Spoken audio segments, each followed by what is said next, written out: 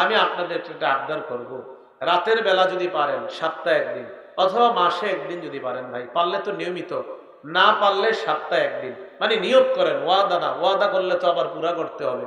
নিয়ত করেন যে হুজুর সপ্তাহে একদিন অন্তত আমি মোবাইল ফেসবুক না চালিয়ে 10টার আগে ঘুমিয়ে যাব, 4টায় আমি তাহাজ্জুদের নামাজে দাঁড়িয়ে 10 আয়াত পারি 10 আয়াত, আলেম ওলামা হাফেজরা 100 আয়াত পারি 100 আয়াত, 200 আয়াত পারি 200 আয়াত, অন্তত সপ্তাহে একদিন নিয়ত করি যে ইনশাআল্লাহ হুজুর একদিন হলেও পড়বো।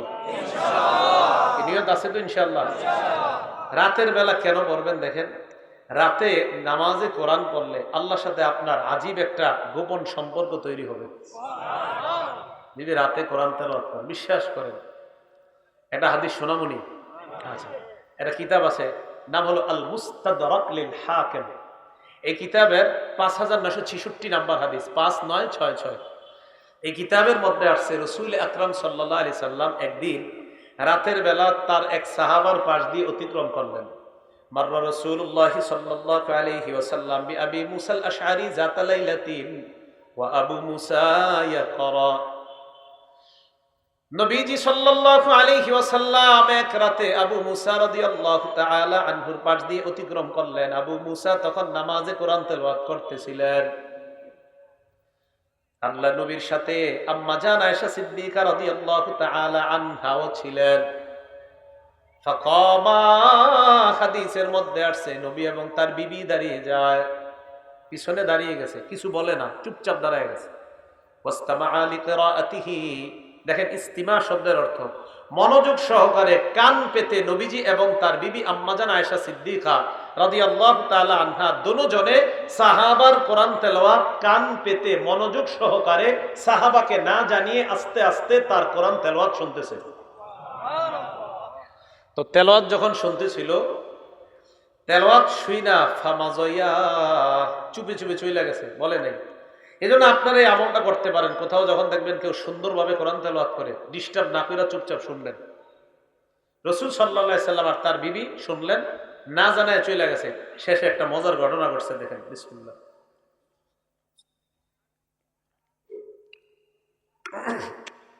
আল্লাহ,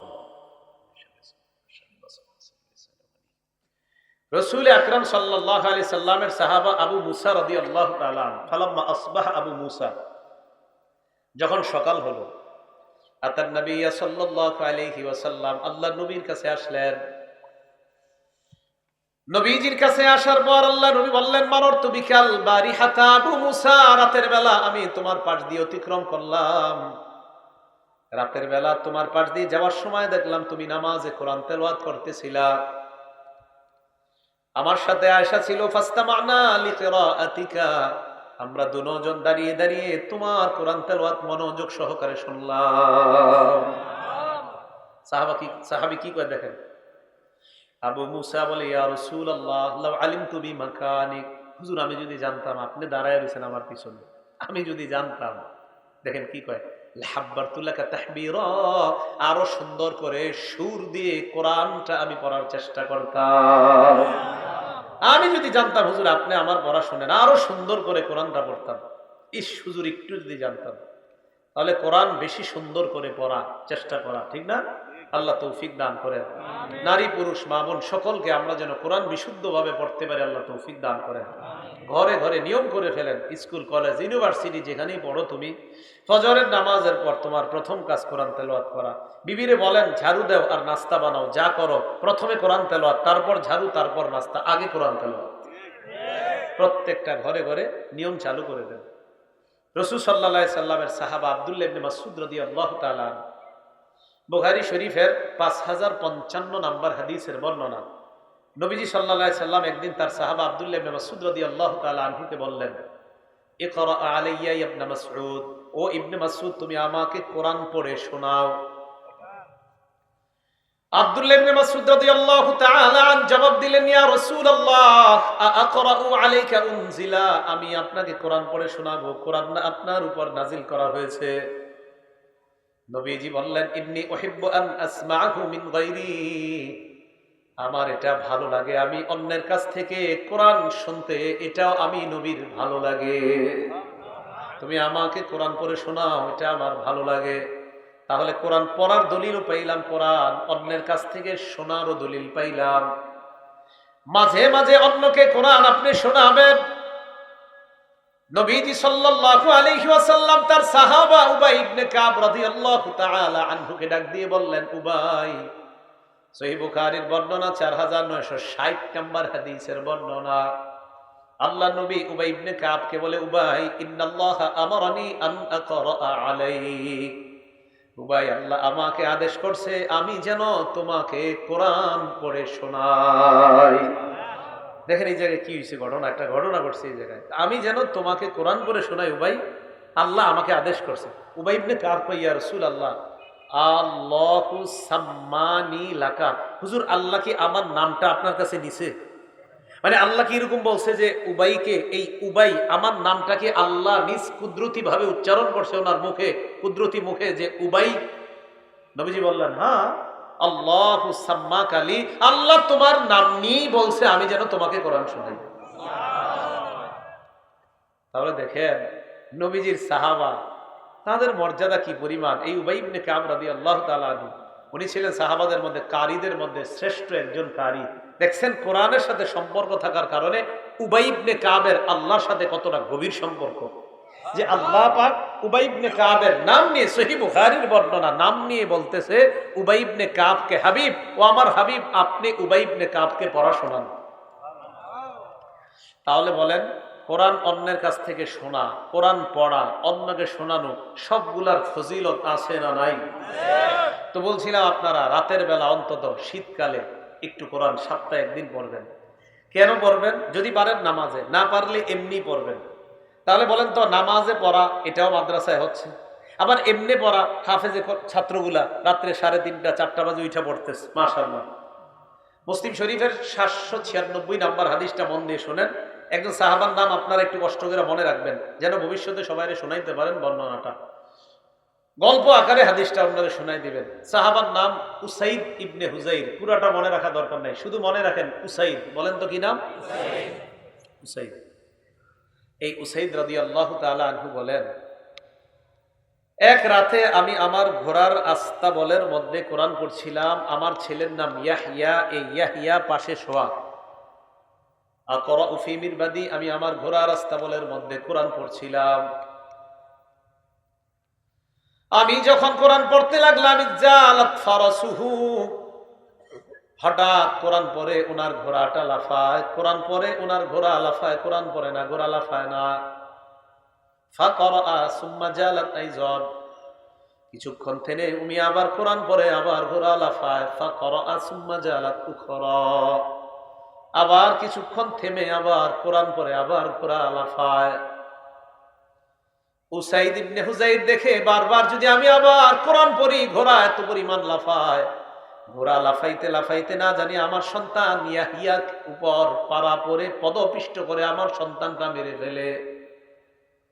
আমি পড়া থামিয়ে দিলাম, থামানোর পর ঘোড়ার কাছে গেলাম, যাওয়ার পর আমি দেখলাম ফাইদা ফাওকা রাসি মিসতুজুল্লাহ, আমার মাথার উপর আকাশের এক খণ্ড মেঘ, ওই মেঘের ভিতর ফিহা আমসালুস সুরুজ, মেঘ খণ্ডের ভিতর এরকম বাতির মতো অসংখ্য অগণিত বাতি দেখা যায়।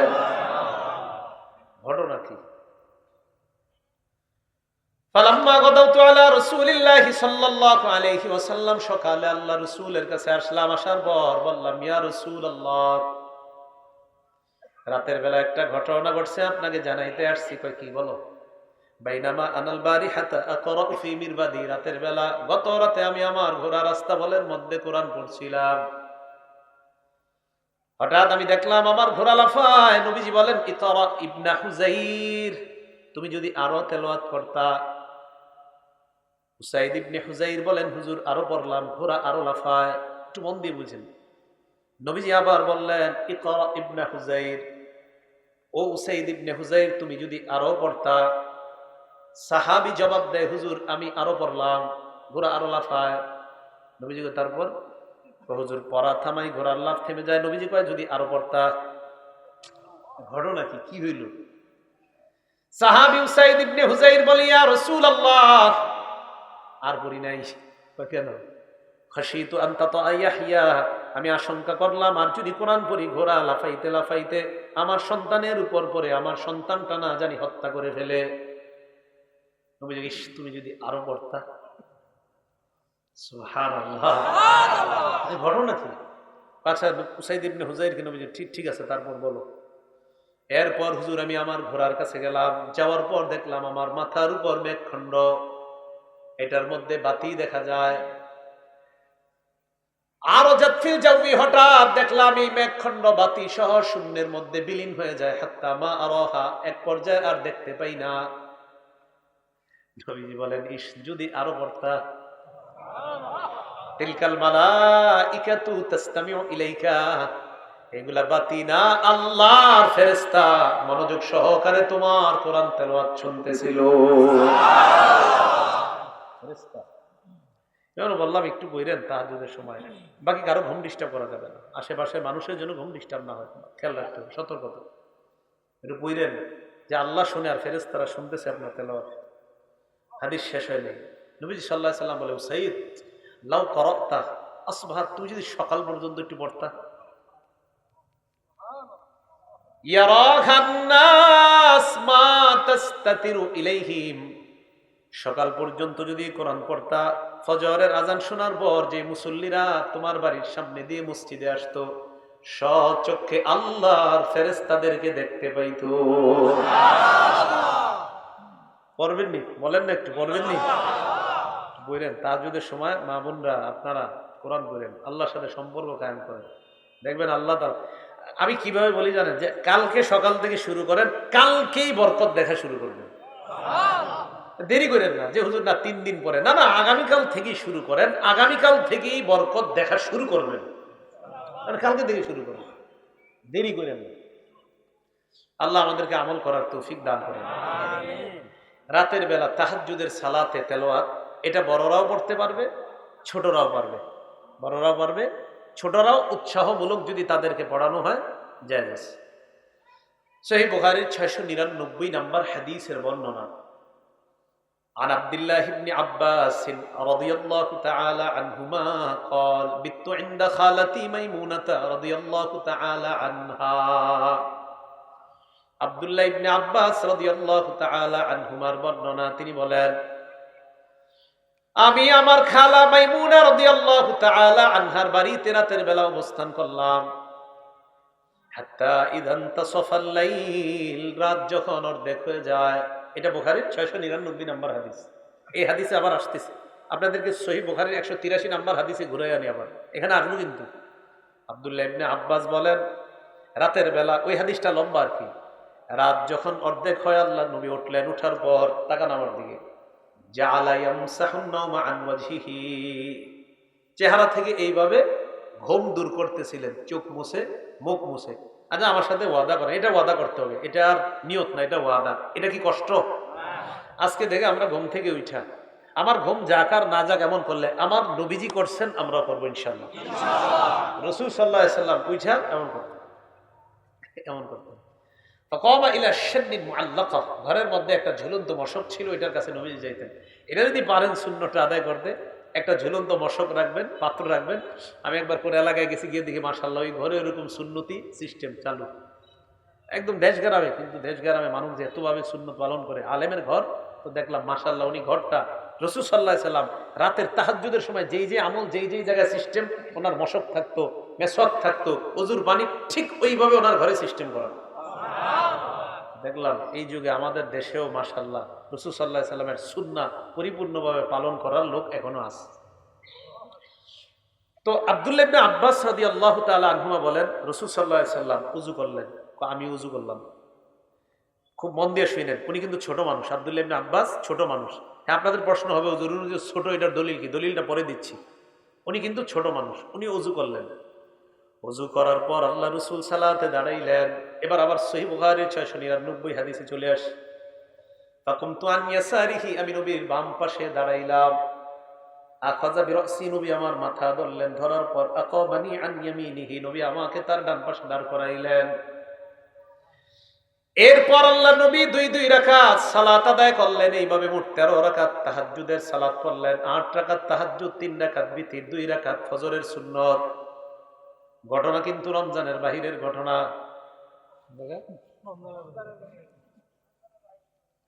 আল্লাহ, না না, রমজানের বাহিরে এটা হয়েছে।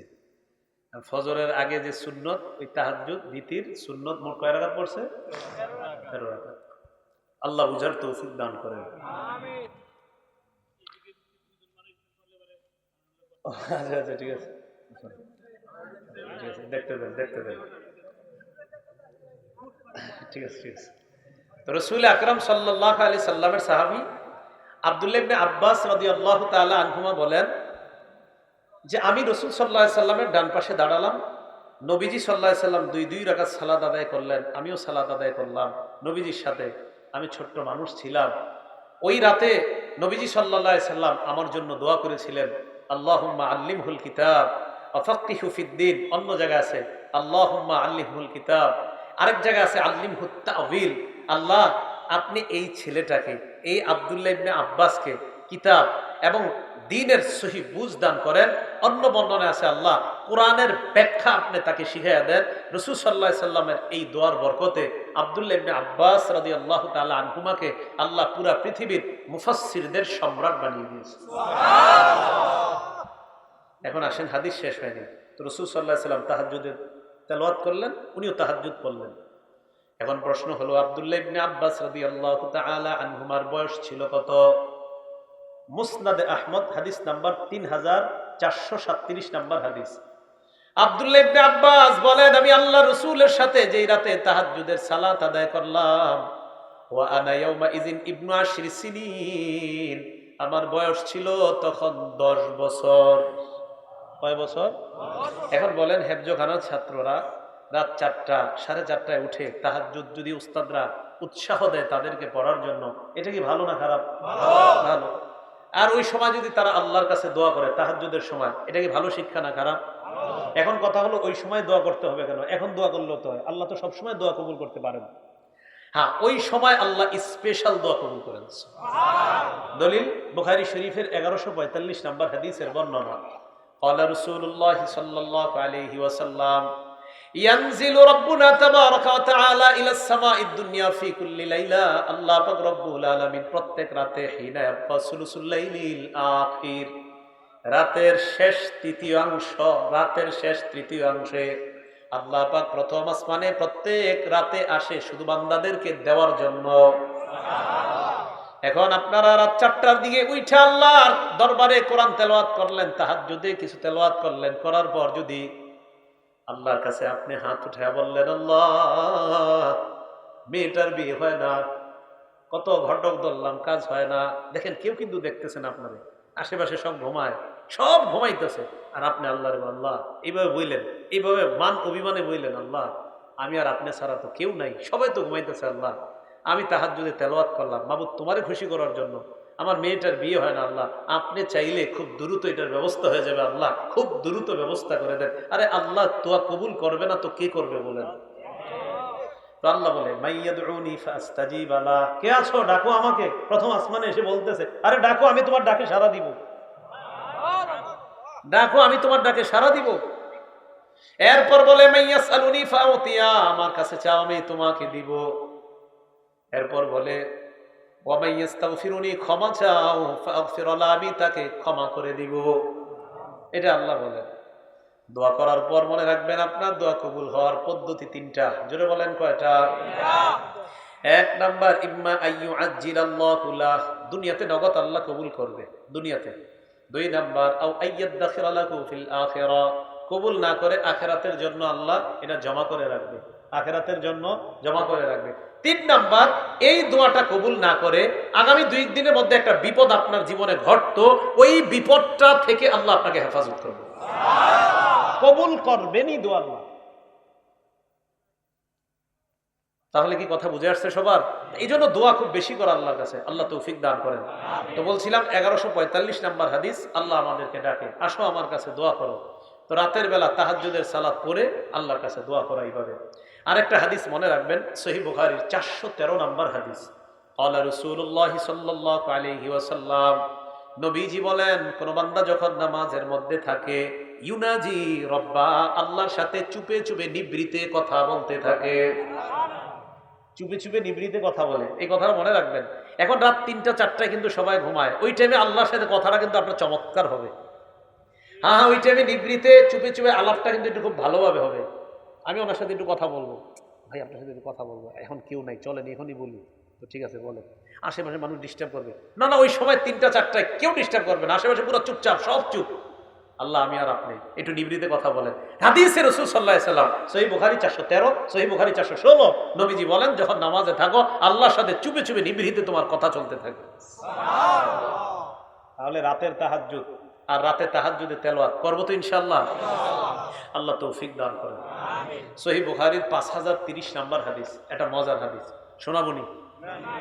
নবীজি সাল্লাল্লাহু আলাইহি সাল্লামের কাছে এক মহিলা আসছে, আসার পর বলে, ইয়া রাসূলুল্লাহ ওয়াহাবতু লাকা নাফসি, আমি নিজেকে আপনার কাছে বিয়ের প্রস্তাব দিলাম।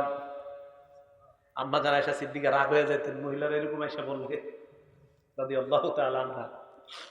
এখন এক মহিলা এসে বললেন, আমি আপনার কাছে আমাকে বিয়ের প্রস্তাব দিলাম, আমি আপনাকে আমার কাছে, আমি নিজেকে আপনার কাছে হেবা করে দিলাম, দান করে দিলাম। তো নবীজি সাল্লাল্লাহু আলাইহি সাল্লামকে আল্লাহ 4টার অধিক বিয়ে করার বৈধতা আল্লাহ দিয়েছেন নবীজিকে সাল্লাল্লাহু আলাইহি সাল্লাম। তো নবীজি সাল্লাল্লাহু আলাইহি সাল্লাম তার কথা শুনে নিচের দিকে তাকিয়ে রইলেন। ওই জায়গায় এক সাহাবা ছিলেন, উনি ছিলেন, এক সাহাবী ছিলেন গরিব। আমি মাঝে মাঝে সাহাবা বলে ফেলতেছি, তো মনে রাখবেন সাহাবা মানি অধিক সাহাবা, সাহাবী মানি একজন। তো অনেক সময় একজনের ক্ষেত্রে সাহাবা বলে ফেলতেছি বারবার, ঠিক হচ্ছে না কথাটা। একজন মানি সাহাবী, আর সাহাবা মানি বহু বছর, অনেক সাহাবা, বারবার ভুলটা হয়ে যাচ্ছে। তো নবীজির সাহাবী ওখানে একজন বসা, ওই সাহাবী দাঁড়িয়ে বললেন, ইল্লাম ইয়াকুন ফিহা হাজা, হুজুর এই মহিলার ক্ষেত্রে যদি আপনার কোনো আগ্রহ না থাকে, যাওবিজনিহা, আমার কাছে আপনি বিয়ে দিয়ে দেন, আমার কাছে বিয়ে দিয়ে দেন। তো রাসূল আকরাম সাল্লাল্লাহু আলাইহি সাল্লাম বললেন, মোহরানা আছে তোমার কাছে? দেখেন সাহাবারা আরে কেমন জীবন ছিল। ভাই লা ওয়াল্লাহি ইয়া রাসূলুল্লাহ, আল্লাহর কসম হুজুর মোহরানা দেওয়ার মতো কিচ্ছু নেই। রাসূল আকরাম সাল্লাল্লাহু আলাইহি সাল্লাম বললেন, ইযহাব ইলা আহলিক, বাসায় যাও, ফানজুর হাল তাজিদু ইনদাকা মিন শাই ওয়ালাউ খাতিমাম মিন হাদিদ, দেখো বাসায় গিয়ে লোহার একটা আংটিও যদি হয় নিয়ে আসো, বিয়ে দিয়ে দিই। সাহাবী বাসায় গেলেন, যাওয়ার পর তালাশ করে এটাও পায় না। রাসূলের কাছে আসলেন, আসার পর বললেন, ইয়া রাসূলুল্লাহ বাসায় গিয়েছি, আমি তালাশ করে কিছু পাই না হুজুর, আমার সম্পদ বলতে ইল্লা ইজারি হাদা,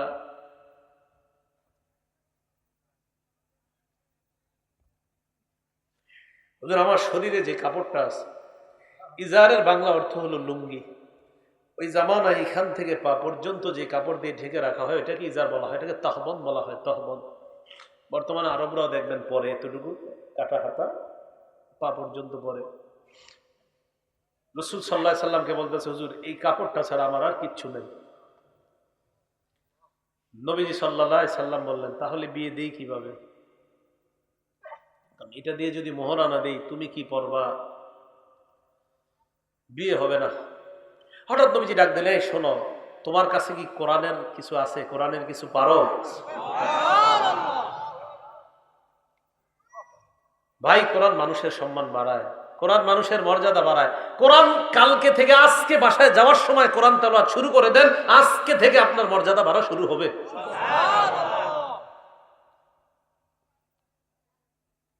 সাহাবী জবাব দিলেন, মাই সূরাতুন কাযা ওয়া কাযা, আমার কাছে কোরআনের ওই সূরাটা আছে, ওই সূরাটা আমার মুখস্থ। নবীজি বললেন, মাল্লাকতুকাহা বিমা মাআকা মিনাল কুরআন, শুধু কোরআনের কয়েকটা সূরা মুখস্থ থাকার কারণে, এই কারণে আমি তোমার সাথে এই মেয়েটাকে বিয়ে দিয়ে দিলাম। কি কোরআন পারলে বিয়েরও ব্যবস্থা হয়ে যায়। সুবহানাল্লাহ। আল্লাহ আমাদের সকলকে বিশুদ্ধ উচ্চারণে আমরা যেন কোরআনের সাথে মহব্বত জুড়তে পারি, আর বিশুদ্ধ উচ্চারণে সবাই যেন আমরা কোরআন শিখতে পারি, আল্লাহ তৌফিক দান করেন। প্রথম আবদার আপনাদের কাছে বিশুদ্ধ উচ্চারণে কোরআন শিক্ষা, সবার কাছে আবদার। এরপরের আবদার হলো একটা সন্তানকে হাফেজে কোরআন বানান, একটা মেয়েকে হাফেজা বানান, এটা দ্বিতীয় আবদার। কিন্তু প্রথম আবদার, কলেজে পড়ান, স্কুলে পড়ান, ভার্সিটিতে পড়ান, যেখানে পড়ান, আপনার সন্তান যেন বুক ফুলিয়ে গর্ব করে বলতে পারে আমি একজন মুসলিম হিসাবে আমি বিশুদ্ধ উচ্চারণে কোরআন পড়তে পারি, এটা আমার প্রথম পরিচয়। এটা আমার প্রথম পরিচয়। তো রাসূল আকরাম সাল্লাল্লাহু আলাইহি সাল্লামের যুগে দেখেন উহুদের যুদ্ধে 70 জন সাহাবা শহীদ হয়েছে। তো 2 সাহাবা একটা কাফনের কাপড়ের মধ্যে পেঁচায় নবীজি সাল্লাল্লাহু আলাইহি সাল্লাম কবর দিবে। কেন? কাফনের কাপড় শর্ট, টাকার অভাব। জানি তো আপনারা ইসলামের শুরুর দিকে টাকার অভাব ছিল। নবীজি সাল্লাল্লাহু আলাইহি সাল্লাম 2 শহীদকে এক কাপড়ের মধ্যে রাখার পর চিন্তা করলেন কবরে যে রাখবো, 2 জনকে এক কবরে রাখবো, প্রাধান্য কারে দেব? 2 জন তোই শহীদ, দুজনই তো শহীদ, একজনকে তো প্রাধান্য দিতে হবে 2 জনের মধ্যে। রাসূল আকরাম সাল্লাল্লাহু আলাইহি ওয়াসাল্লাম সাহাবাদেরকে প্রশ্ন করতেন। সহিহ বুখারী বর্ণনা 1343 নম্বর হাদিসের বর্ণনা। সাহাবাদেরকে প্রশ্ন করতেন আইয়ুহুমা আকসারু আখযান লিল কুরআন, এই 2 জনের মধ্যে কোরআন কে পারে বেশি? এই 2 শহীদের মধ্যে কোরআন কে পারে বেশি? ফাইদা উশিরা ইলা আহাদিহিমা, 2 জনের একজনকে যখন সাহাবারা ইঙ্গিত করতেন ওমকে কোরআন পারে বেশি, কদ্দামাহু ফিল লাহদি, কবরে রাখার সময় ওই হাফেজে কোরআন শহীদকে আল্লাহর রাসূল প্রাধান্য দিয়ে দিতেন। তাহলে বলেন কোরআনওয়ালার মর্যাদা মরণের আগে না মরণের পরেও? মরণের আগেও মরণের পরেও। কোরআনওয়ালাকে সম্মান করা মানে আল্লাহকে সম্মান করা। কোরআনওয়ালাকে সম্মান করা মানে আল্লাহকে সম্মান করা। আবু দাউদ শরীফ হাদিস নাম্বার 4843 নম্বর হাদিসের বর্ণনা। ক্বালা রাসূলুল্লাহ সাল্লাল্লাহু আলাইহি ওয়াসাল্লাম ইন্না মিন ইজলালিল্লাহ ইকরামা যিশ শাইবাতিল মুসলিম ওয়া হামিলিল কুরআন ওয়া ইকরামা যিস সুলতানিল মুকসিত, সাদা দাড়িওয়ালা বৃদ্ধ মানুষকে সম্মান করা মানে আল্লাহকে সম্মান করা। 2 নম্বর কোরআনওয়ালাকে সম্মান করা মানে আল্লাহকে সম্মান করা। 3 নম্বর ন্যায়পরায়ণ শাসককে সম্মান করা মানে আল্লাহকে সম্মান করা। 3 ব্যক্তিকে সম্মান করা মানে আল্লাহকে সম্মান করা। 1 নম্বর সাদা দাড়িওয়ালাকে সম্মান করা মানে আল্লাহকে সম্মান করা। 2 নম্বর হাফেজে কোরআনকে সম্মান করা মানে আল্লাহকে সম্মান করা। 3 নম্বর ন্যায়পরায়ণ শাসককে সম্মান করা মানে আল্লাহকে সম্মান করা। এটাই রাসূল আকরাম সাল্লাল্লাহু আলাইহি সাল্লাম বললেন ইন্না মিন ইজলালিল্লাহ, আল্লাহকে সম্মান করা, ইকরামা যিশ শাইবাতিল মুসলিম, বৃদ্ধ মানুষকে সম্মান করা মানে আল্লাহকে সম্মান করা, ওয়া হামিলিল কুরআন, কোরআনওয়ালাকে সম্মান করা আল্লাহকে সম্মান করা, ওয়া ইকরামা যিস সুলতানিল মুকসিত, ন্যায়পরায়ণ শাসককে সম্মান করা আল্লাহকে সম্মান করা। পৃথিবীর যেখানেই কোরআনওয়ালা আছে আমরা সব কোরআনওয়ালাকে সম্মান করব ইনশাআল্লাহ। ইবনে মাজাহ কিতাবের নাম। হাফেজ নি আপনি? কে আছেন আপনি? হুজুর আসেন, এদিকে আসেন। আসেন না, একটু এদিকে আসেন, বসেন বসেন, সমস্যা নেই। আমার দিকে তাকান। মনে করেন আপনাদের মাঝে উনি আমার আস্থাভাজন, উনি আমার আস্থাভাজন। কেন বলছি? এবার হাদিস শুনেন। ইবনে মাজাহ 215 নম্বর হাদিস। আপনি আবার কষ্ট নেন, আপনারও দাম আছে, আপনি আলেম তো, আলেমেরও দাম আছে। আচ্ছা যেহেতু ওনারে বইলে ফেলছি আপনি হাফেজ কি তুই বলছে না, আলেম তো, যেহেতু উনি আলেম তো ওনার সম্মানে একটা হাদিস শোনায় দিই। তিরমিজি শরীফের 2682 নম্বর হাদিসে আসছে ইন্নাল আলিমা লা ইস্তাগফিরু লাহু মান ফিস সামাওয়াতি ওয়া মান ফিল আরদ হাত্তা আল হিতানু ফি জাওফিল মা, আলেমের জন্য আসমান জমিনের যারা আছে এমনকি সমুদ্রের মাছ পর্যন্ত আল্লাহর কাছে ক্ষমা প্রার্থনা করতে থাকে। সুবহানাল্লাহ। ওনারও দাম আছে, ওনারও আছে, কারো কম না। আপনারা রাখবেন। তো ইবনে মাজাহ 215 নম্বর হাদিস। ক্বালা রাসূলুল্লাহ সাল্লাল্লাহু আলাইহি ওয়াসাল্লাম, নবীজি বলেন ইন্না লিল্লাহি আহলিনা মিনান নাস, আমরা সবাই কার বান্দা? আল্লাহ। নবীজি বলেন মানুষের মধ্যে কিছু মানুষ আছে যারা আল্লাহর পরিবারের সদস্য। সাহাবারা প্রশ্ন করলেন মান হুম ইয়া রাসূলুল্লাহ, তারা কারা? রাসূল আকরাম সাল্লাল্লাহু আলাইহি ওয়াসাল্লাম জবাব দিলেন আহলুল কুরআন হুম আহলুল্লাহ ওয়া খাসাতুহু, তোমরা সবাই আল্লাহর বান্দা, কোরআনওয়ালা, কোরআনওয়ালারা আল্লাহর পরিবারের সদস্য এবং আল্লাহর বিশেষ বান্দা হয়ে যায়। সবাই আল্লাহর বান্দা। আমাদের দেশের সবাই প্রধানমন্ত্রীর অধীনে আছি আমরা, তো প্রধানমন্ত্রীর খাস লোক আছে আমরা বলি না? আল্লাহর বান্দা আমরা সবাই, আল্লাহর খাস লোক হাফেজে কোরআন। আল্লাহ আমাদের সকলকে বুঝার তৌফিক দান করেন। তিরমিজি শরীফের 2909 নম্বর হাদিসের বর্ণনা, قال رسول الله صلى الله عليه وسلم خيركم من تعلم القرآن وعلمه, যে ব্যক্তি কোরআন শিখে এবং শিখায়, রাসূল বলেন আমি তাদেরকে দুনিয়ার সবচাইতে সর্বোত্তম ব্যক্তি বলে ঘোষণা করে গেলাম। এই হাদিসের অন্তর্ভুক্ত শুধু হাফেজে কোরআন না, হাফেজ আলেম যারা আছে, কোরআন হাদিসের চর্চা যারাই করতেছে তারাই এটার অন্তর্ভুক্ত। তিরমিজি শরীফের 2910 নম্বর হাদিসের বর্ণনা, قال رسول الله صلى الله عليه وسلم من قرأ حرفا من كتاب الله فله به حسنة والحسنة بعشر أمثالها। নবীজি বলেন কোরআনের একটা আমলনামায় 10টা নেকি লিপিবদ্ধ করা হয়। নবীজি বলেন লা আকুলু আলিফ লাম মিম হারফুন, আমি বলছি না আলিফ লাম মিম পুরাটা একটা অক্ষর, ওয়ালাকিন আলিফুন হারফুন, আলিফ একটা অক্ষর, ওয়া লামুন হারফুন, লাম একটা অক্ষর, ওয়া মিমুন হারফুন, মিম একটা অক্ষর। আলিফ লাম মিম যখন আমরা পড়ি, উস্তাদ পড়ায় পড়ো আলিফ লাম মিম, ছাত্ররাও পড়ে আলিফ লাম মিম, উস্তাদ আবার পড়ায় আলিফ লাম মিম, ছাত্ররা আবার পড়ে আলিফ লাম মিম, উস্তাদ 10 বার পড়ায়, ছাত্ররাও 10 বার পড়ে। গুণ করেন, অঙ্ক করেন, এই যে উস্তাদ 10 বার পড়ায়, ছাত্ররা 10 বার পড়ে, প্রত্যেকের আমলনামায় 300টা সওয়াব লিপিবদ্ধ হয়ে গেছে। 300 না, 3টা 30, তাহলে আপনার 10 বার হইলে 300 তো হচ্ছে, 300টা সওয়াব হয়ে যাচ্ছে। তাহলে এই যে বক্তব্যে যে হুজুরা পড়াইতেছে আলিফ, ছাত্রও পায় আলিফ, বা বাচ্চাও পায় বা, এই যে দেখেন 24টা ঘন্টা সাকিনা আসমান থেকে নাজিল হইতেছে। ও সাকিনা যে নাজিল হয় এটার দলিল আছে একটা, মুসলিম শরীফের 2699 নম্বর হাদিস। قال رسول الله صلى الله عليه وسلم مجتمع قوم في بيت من بيوت الله, আল্লাহর কোন ঘরে বান্দারা যখন একত্রিত হয়ে যায়, ইয়াতলুনা কিতাবাল্লাহ, উদ্দেশ্য 1 নাম্বার আল্লাহর কোরআন তেলাওয়াত করবে, 2 নাম্বার ওয়ায়াতাদারাসুনাহু বাইনাহুম, আপসে কোরআন শিখবে শিখাবে, ইল্লা নাযালাত আলাইহিমুস সাকিনা, তাদের উপর আসমান থেকে প্রশান্তি সাকিনা অবতীর্ণ হয়, ওয়া গাশিয়াতহুমুর রাহমা, রহমত তাদেরকে ঢেকে নেয়, ওয়া হাফফাতহুমুল মালাইকা, আল্লাহর ফেরেশতারা তাদেরকে বেষ্টন করে নেয়। এই জন্য ঈর্ষা করবেন 2 ব্যক্তিকে। 1 নাম্বার যাদের সন্তান হাফেজ, আপনি ঈর্ষা করবেন, আহারে আমার ছেলে হাফেজ হয় না কেন। যার সন্তানের কোরআন পড়া শুদ্ধ, আপনি ঈর্ষা করবেন, আমার ছেলের কোরআন পড়া শুদ্ধ না কেন। যেই মুসল্লির আলহামদুলিল্লাহ সূরা পড়া শুদ্ধ, আপনি ঈর্ষা করবেন যে আমারটা শুদ্ধ হবে না কেন। মুসলিম শরীফের 815 নম্বর হাদিসে আসছে, রাসূল আকরাম সাল্লাল্লাহু আলাইহি সাল্লাম বলেন লা হাসাদা ইল্লা ফিসনাতাইন, 2 ব্যক্তিকে ঈর্ষা করা বৈধ আছে। 1 নাম্বার রাজুলুন আতাহুল্লাহুল কুরআন, যাকে আল্লাহ কোরআন দান করেছেন, এই ব্যক্তিকে ঈর্ষা করা জায়েজ আছে। তাহলে কোরআনওয়ালাকে কি করা জায়েজ আছে? ঈর্ষা করা জায়েজ আছে। তো কোরআন পড়বো, কোরআন শুনবো, কোরআন শোনাবো, কোরআন তাহাজ্জুদে পড়বো, কোরআন তাহাজ্জুদ ছাড়াও পড়বো, কোরআন রাতে পড়বো, দিনে পড়বো। আজকে বাসায় যাওয়ার আগে কয় আয়াত? ইনশাআল্লাহ, নিম্নে 3 আয়াত, বেশি পারলে বেশি করবো তো ইনশাআল্লাহ। আমরা কেউ উঠবো না, আল্লাহ তৌফিক দান করেন, বলি আমিন। কিছুক্ষণের মধ্যে দোয়া হয়ে যাবে, আমরা উঠবো না।